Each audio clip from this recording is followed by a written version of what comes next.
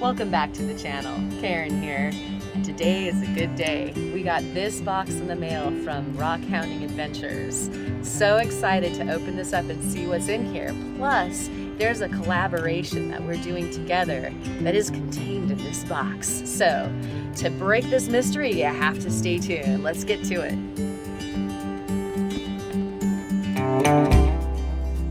You all know unboxing is like opening up presents. Whoa, we have a breakout rock already. It's the lovely potassium feldspar or K-spar right off the bat. In Colorado, where Kurt found this, there are incredible mica inclusions. Let's have a closer look.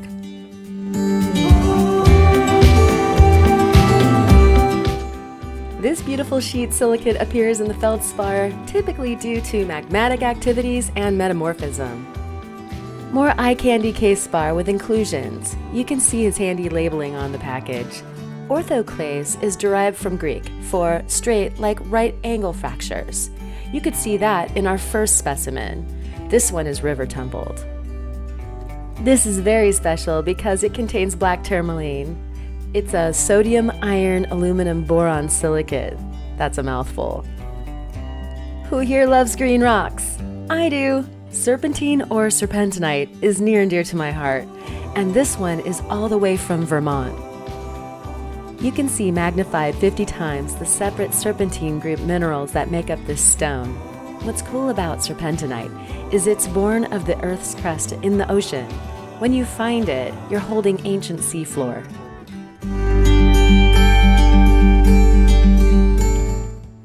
Speaking of ancient things, how about petrified wood? This piece was permineralized with silicates in a dazzling display of agate, swirling like a storm on Jupiter. In this case, the cellular structure isn't so recognizable. Instead, an abstract painting in stone by nature.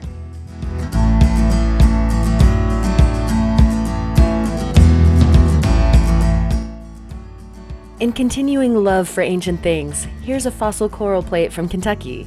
My guess is Iridophyllum or Entellophyllum. If you know what this is, leave it in the comments. It's easy to marvel at the detail preserved for over 300 million years.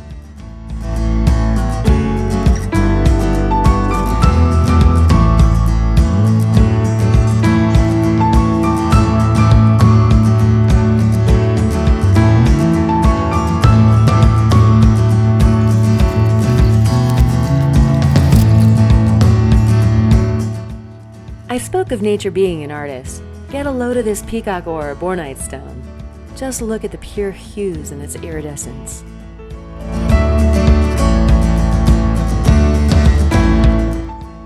How gleeful would you be to find this on a rock hounding mission?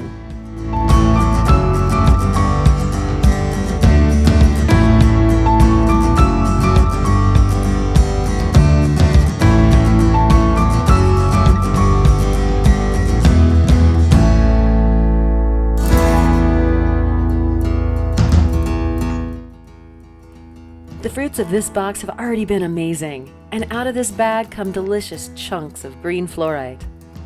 This one bearing the marks of a mineral it grew adjacent to. We might find out what that is momentarily. Fluorite is a mineral form of calcium fluoride. Impurities can cause it to appear in different colors such as green and purple, but the coolest thing is how it fluoresces under UV light.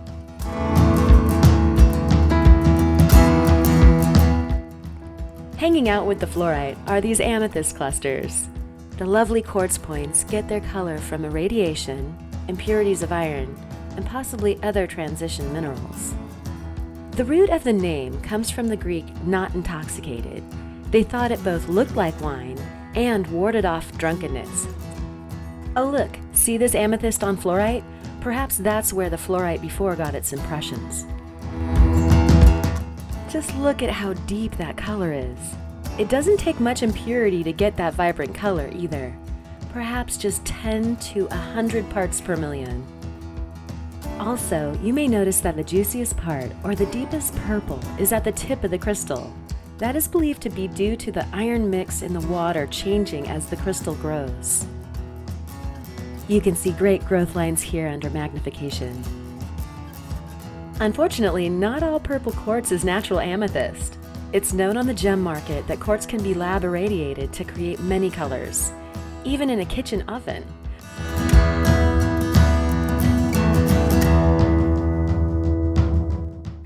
Now here's some rare natural beauty, Yellowcat Petrified Wood.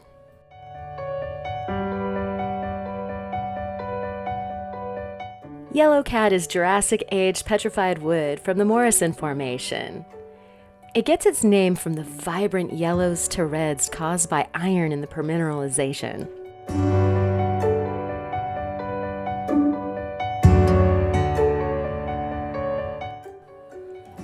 This is the firstliest and onlyest one that I have in my mineral collection. Thank you, Kurt. More graceful K-spar, this one glimmering like an ice field at dawn. What lovely mineral cleavage. I said mineral cleavage. Tee-hee.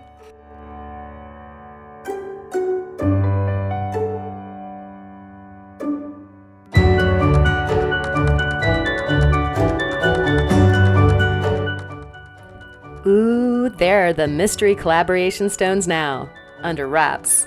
But first, take a gander at this amazing Orbicular Jasper.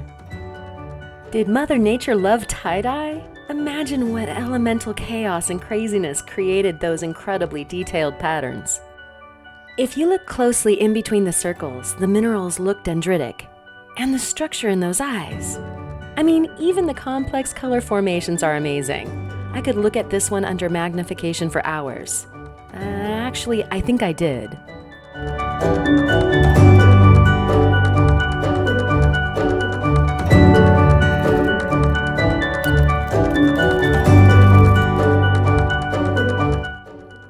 Here's another hot one, lace agate at its finest, possibly Laguna. Hey Kurt, if it is, or if you know, leave it in the comments.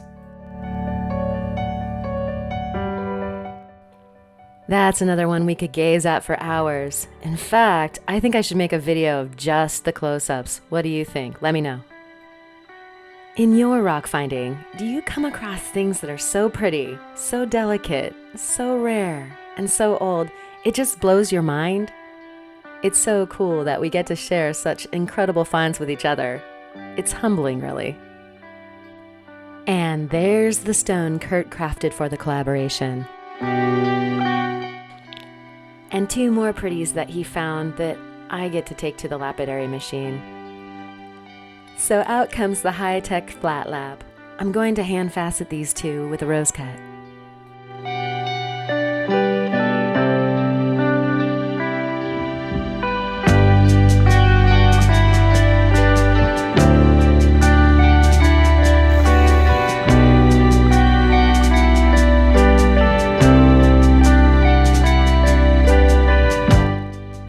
How about a pretty little earring pair to go with that great cluster necklace stone? Maybe add a couple of Oregon sunstones that I found?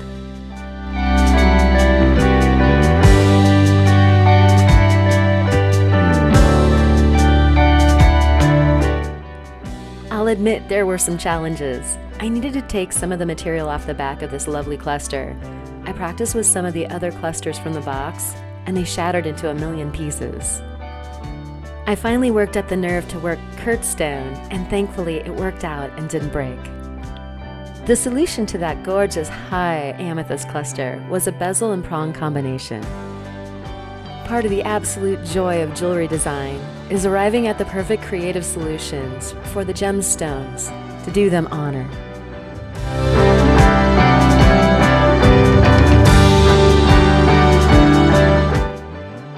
And it was an honor to be part of this project, a gift found from the earth and worked by hand. A gift from Kurt to his lady with love.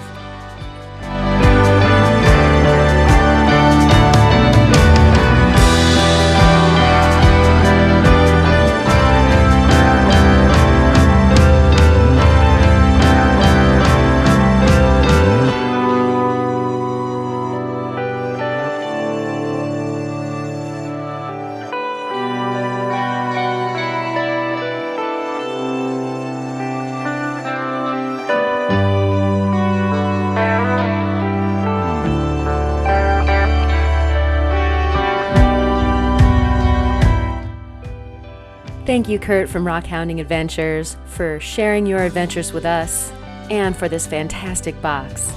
But more importantly, for the journey of this project and its meaning. I mean, after all, what is all this glorious beauty if we don't have our loved ones to share it with?